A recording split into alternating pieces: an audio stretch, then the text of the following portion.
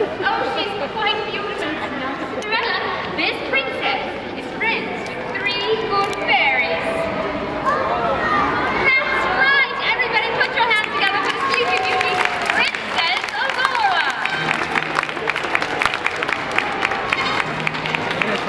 Oh, hello, everyone.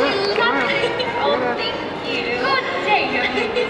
Good day, and what a lovely curtsy. Oh, why, thank you. We've been practicing our royal manners all day, just sitting here so patiently, hoping you might share a story with us. Oh, well, I would love to share a story.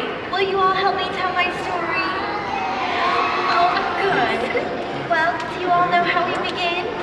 Well, all of my favorite stories begin with once upon a time. On the count of 3, can we all start the story together? 1, 2, 3. Once upon a time, in a faraway land, there lived a king and his fair queen. For many years, they wished and wished for a child, and finally, their wish came true, and that's when I was born. And they named her Aurora after the dawn, for she filled their lives with sunshine. Then, a great holiday was proclaimed throughout the land, so that all might celebrate the birth of the newborn princess. And that's the day that my friends, the 3 good fairies, arrived. Do you all remember my 3 good fairies? You do? Well, I think it'd be a good idea if we remember their names and their favorite colors together. Well, the first fairy, her name's Flora, and do you remember her favorite color? Yes. Where Flora took out her magic wand. Everybody take out your magic wands and wave her around. She said, each of us the child may bless with a single gift, no more, no less. She went up to the baby's cradle and said, little princess, my gift shall be the gift of beauty. Oh, thank you. And the second fairy, her name is Fauna, and do you remember her name or her favorite color? Green. Yes, it's Well, right. Fauna took out her magic wand, take out your magic wand, and said, tiny princess, my gift shall be the gift of song.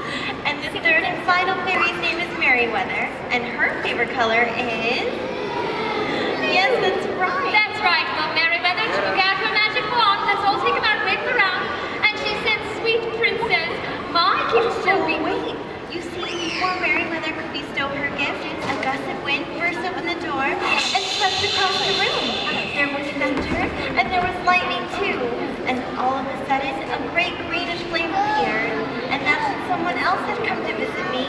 And do you all remember who that was? That's it, yes. She went straight up to the king and queen and said, listen well, all. The princess shall indeed grow in grace and beauty, be loved by all who know her.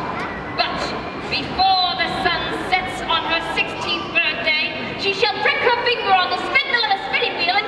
Oh, no, it's too terrible. I can't repeat it. I'm so sorry. Oh, but you see, it's all right. Because Merryweather still had her gift to give, and she made everything better.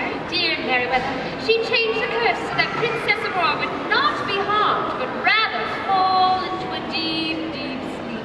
And from the slumber you shall wake, when true love's kiss the spell shall break, for true love conquers all.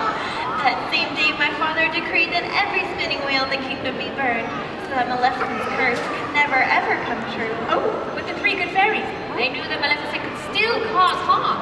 So they came up with a plan to protect the sweet little baby princess. They would give up their wands and live without magic, and take that sweet little princess to a cottage in the woods until her 16th birthday arrived. The 3 good fairies even changed my name so that no one would know who I was. Now, do any of you remember what the 3 good fairies named me? Briar Rose, that's right. Such a lovely name. Very lovely indeed.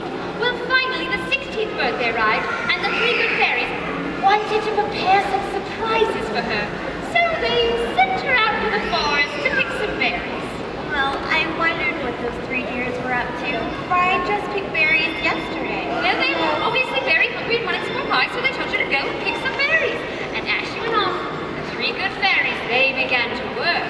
And while the 3 good fairies were preparing these wonderful surprises for me, I went for a walk in the woods. And as I walked, I daydreamed. Oh, for some time I had wished to meet someone special, so I told all of my forest friends that I had met someone. Oh, he's tall and handsome and so romantic. And we walked together, and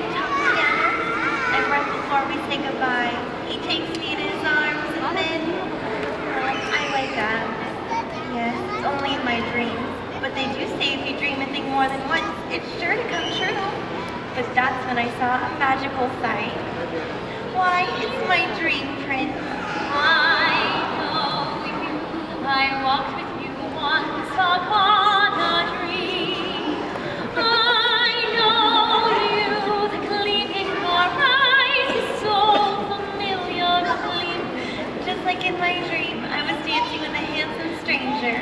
But this time, it wasn't a dream. It was a dream come true. But if I know you, I know what you'll do. You love me at once, the way you did once upon a dream.